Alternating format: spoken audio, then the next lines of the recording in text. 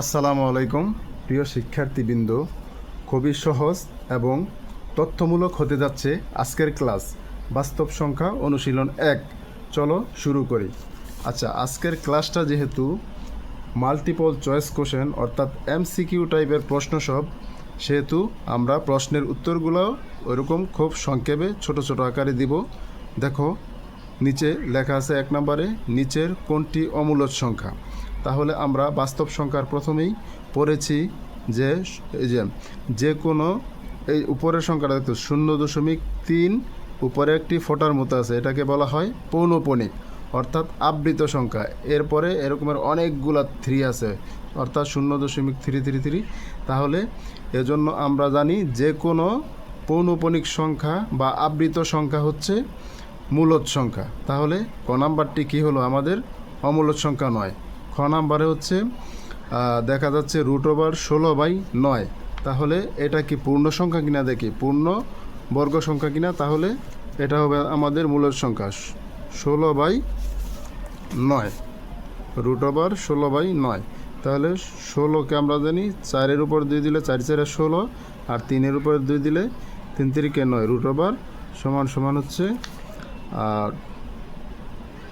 4/3 two root. আমরা জানি রুটের মান হচ্ছে হাফ, সেহেতু 4/3 এই হাফ যদি আমরা নিয়ে যাই এই 2 চলে যাবে উপরে, আর হাফের 2 থাকবে হলো নিচে। এই উপরে নিচে আমরা জানি বেনিশ হয়ে যাবে। তাহলে থাকবে কত? 4/3, যা একটি পূর্ণবর্গ সংখ্যা। আমরা জানি সকল পূর্ণবর্গ সংখ্যা হচ্ছে মূলদ সংখ্যা। তাহলে আমাদের এটাও কি অমূলদ সংখ্যা নয়। এবং এই যে রুটের উপরে আছে কি 3, 8/27। এটাকেও আমরা দেখি কি অবস্থা। গতে আছে হলো √3 8/27, 8/27 সমান 8কে আমরা লিখতে পারি 2-এর উপর 3, এবং 3-এর উপর 3কে লিখতে পারি 27কে, এবং √3 সমান এই 3 চলে যাবে আমার নিচে, অর্থাৎ হাফের জায়গায় আমরা যে লিখতাম 2, ওই জায়গায় এখনও চলে আসবে 3, এই যে 3, আর এখানে যে পাওয়ার 3 2/3 এটা চলে যাবে উপরে। তাহলে সমান 2/3, এই 3 উপরে এই 3 নিচে, সমান 2/3। তাহলে 2/3 এটা হচ্ছে আমার কি একটা পূর্ণ বর্গ সংখ্যা, যা হচ্ছে মূলদ সংখ্যা। তার মানে আমাদের এই 4 নাম্বারটি হচ্ছে আমাদের প্রশ্নের সঠিক উত্তর, অমূলদ সংখ্যা। কারণ √3 হচ্ছে অমূলদ সংখ্যা। এই যে √3টা হচ্ছে পূর্ণবর্গ সংখ্যা নয়, যার ফলে এটা হচ্ছে একটি অমূলদ সংখ্যা। আচ্ছা, 2 নাম্বারে হচ্ছে ABCD 4টি ক্রমিক স্বাভাবিক সংখ্যা হলে নিচের কোনটি পূর্ণ সংখ্যা? আচ্ছা, এই প্রশ্নের উত্তর জানতে হলে আমাদেরকে যেতে হবে একটু পিছনে। দেখো, এইখানে একটি প্রশ্নের উত্তর, এই যে দেখো এখানে একটি সূত্রের মতো লেখা আছে যে কোনো 4টি ক্রমিক স্বাভাবিক সংখ্যা গুণফলের সাথে 1 যোগ করলে যোগফল একটি পূর্ণবর্গ সংখ্যা হবে। তাহলে প্রশ্নের উত্তরটা দেখি, 4টি সংখ্যার গুণফলের সাথে 1 যোগ, তাহলে তো অনেকটা আমাদের সহজ হয়ে গেল। এখন হচ্ছে শুধু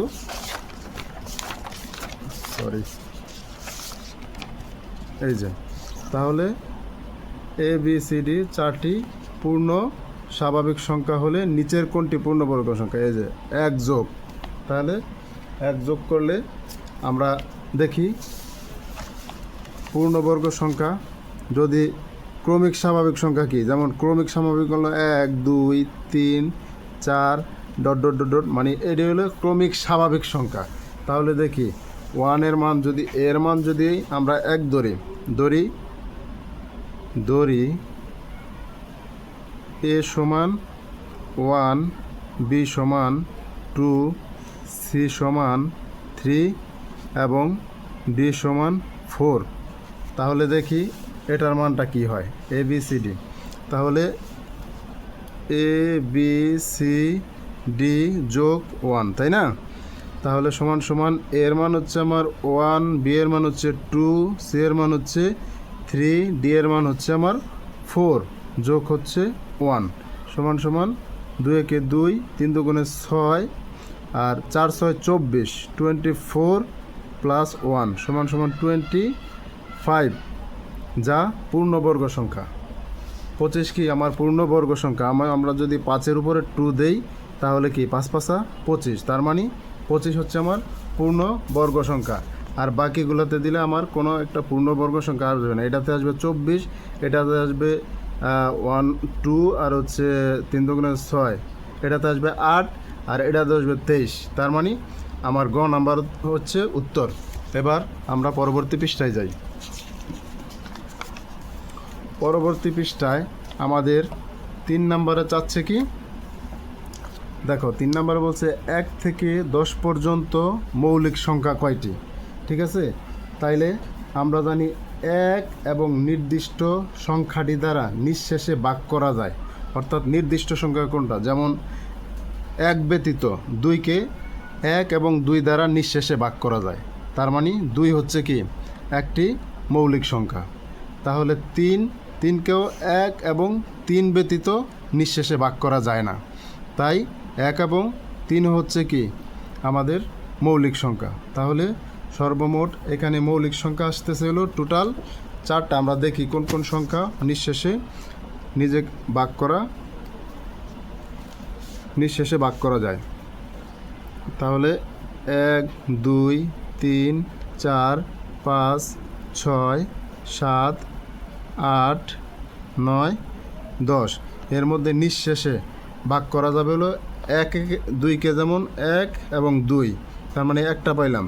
3কে 1 3 ব্যতীত আর নিঃশেষে ভাগ করা যায় না। কিন্তু 4কে আবার 3টা সংখ্যা দ্বারা করা যাবে। শর্ত হচ্ছে 2টা সংখ্যা দ্বারা, যেমন 1 আর হচ্ছে ওই নির্দিষ্ট সংখ্যাটি দ্বারা নিঃশেষে ভাগ করা যায় এরকম সংখ্যা। তার মানে হচ্ছে 1 3 এবং হচ্ছে 5কে আমরা নিঃশেষে 1 এবং 5 দ্বারা শুধু ভাগ করতে পারবো। আর হচ্ছে 7কে আমরা 1 এবং 7 দ্বারা নিঃশেষে ভাগ করতে পারবো। তার মানে এই 3 নম্বরের উত্তর হচ্ছে আমার 4। এই 4টি সংখ্যা দ্বারাই নিঃশেষে আমরা ভাগ করতে পারবো 1 থেকে 10 পর্যন্ত মৌলিক সংখ্যা। তাহলে আমাদের 4টি। ঠিক আছে, তাহলে এবার আমরা 4 নম্বর অঙ্কটি করি। আশা করি তোমরা বুঝতে পারছো। এবার 4 নম্বরে আমরা যাই। এ ও বি দুইটি পূর্ণ সংখ্যা হলে a² প্লাস b² সাথে নিচের কোনটি যোগ করলে যোগফল একটি পূর্ণ সংখ্যা হবে। ঠিক আছে, পূর্ণ বর্গ সংখ্যা হবে। আচ্ছা, আমরা জানি আমরা ইতিপূর্বে কি শিখেছি, a² plus 2ab plus b² সমান a plus b whole square. এই সূত্রটি কিন্তু আমরা ইতিপূর্বে শিখেছি। ঠিক আছে, তার মানে এখানে কি দেয়া আছে, a² প্লাস b²। তাহলে এখানে লিখি আমরা a² প্লাস b²। এখন এই গড়ের মধ্যে যেহেতু এই যে 2ab আছে, তার মানে ওই যে পূর্বে আমরা শিখেছি আমাদের, তাহলে জিনিসটা তো সহজ হয়ে গেল। আমরা যেহেতু ইতিপূর্বেই জানি যে 2ab হচ্ছে আমার a প্লাস b হোল স্কোয়ারের সূত্র, তাহলে এখানে শুধু 2ab যোগ করে দিলেই আমরা কি পেয়ে যাচ্ছি, a plus b whole square, যা একটি পূর্ণবর্গ সংখ্যা। এই যে বলছে কি, নিচে a ও b দুইটি পূর্ণ সংখ্যা হলে a² প্লাস b² সাথে নিচের কোনটি যোগ করলে যোগফলটি একটি পূর্ণ বর্গ সংখ্যা হবে। তার মানে এই 2abটা এর সাথে যোগ করে দিলেই আমার পূর্ণবর্গ সংখ্যা হয়ে যাচ্ছে। এই যে পূর্ণবর্গ সংখ্যা হয়েছে পূর্ণবর্গ। তাহলে এবার আমরা নাম্বার 4-এর উত্তর পেয়ে গেলাম কি, গ। আসলে এগুলা তো MCQ টাইপের প্রশ্ন, তাই উত্তরগুলো খুব সংক্ষেপে দিচ্ছি, এগুলা সবাই মনে রাখবা। আচ্ছা, এবার হচ্ছে 5 নাম্বার হচ্ছে আমার কি, প্রমাণ করো যে প্রতিটি সংখ্যা অমূলদ। ঠিক আছে, তাহলে 5 নাম্বারে হচ্ছে বলছে যে √5 কিন্তু অমূলদ সংখ্যা, কারণ এটা আমার পূর্ণবর্গ সংখ্যা নয়। স্বাভাবিকভাবে আমরা বাস্তব সংখ্যায় কী পড়েছি যে মূলদ হতে হলে আমাকে প্রতিটি সংখ্যা অমূলদ। জানি যে এই যদি সংখ্যাটি আমরা মূলদ হইতে হয় তাহলে আমাকে পূর্ণবর্গ সংখ্যা হইতে হইবে, অথবা আবৃত দশমিক সংখ্যা, মানে দশমিকের পরে দেখা গেল আবৃত দশমিক, উপরে যে পৌনঃপুনিক থাকবে, এরকম সংখ্যা হইলে কি মৌলিক সংখ্যা হবে। কিন্তু এটা হচ্ছে অমূলদ সংখ্যা, √5, √7 এবং √10, কারণ এগুলো একটাও পূর্ণবর্গ সংখ্যা নয়। তোমরা ক্যালকুলেটর দিয়ে √ওভার দিয়ে এগুলো দেখতে পারো যে একটাও এগুলা পূর্ণবর্গ সংখ্যা নয়, এগুলা √ওভার দিয়ে করলে সবগুলোরই দশমিকের পরে অনেকগুলো করে সংখ্যা আসবে, ডট ডট ডট সংখ্যা আসবে, যেগুলো হচ্ছে আমাদের অমূলদ সংখ্যা। ঠিক আছে, তো আমরা সামনে বাড়ি 6 নম্বরে হচ্ছে আমার 0.31 এবং 0.12 এর মধ্যে দুইটি অমূলদ সংখ্যা নির্ণয় করো। আচ্ছা, আমরা উদাহরণস্বরূপ লিখতে গেলে যদি বলি 0.6 নাম্বার, তাই না, 0.31,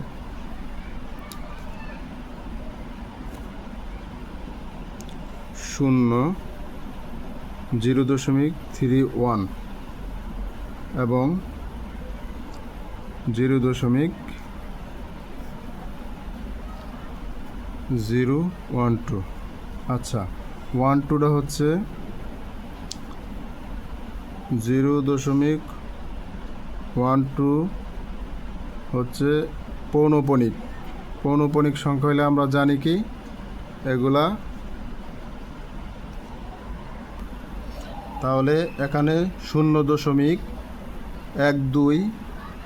এটার চেয়ে একটু বড় হচ্ছে √2/10 এবং তার চেয়ে বড় হচ্ছে 0.31। এখানে কারণ √2/10 এই চিহ্নটা হচ্ছে প্রায় সমান বোঝায়। ঠিক আছে, প্রায় সমান 0.1414 এবং 0.12 √5/10 0.31, অর্থাৎ 12 থেকে এই √5/10 এবং এটা থেকে √12 এর 0.12 এর চেয়ে √5/10 বড় এবং √5/10 এর চেয়ে 0.13 বড়। ঠিক আছে, এখন আমরা আগে বাড়ি। এখন উত্তর হচ্ছে √2/10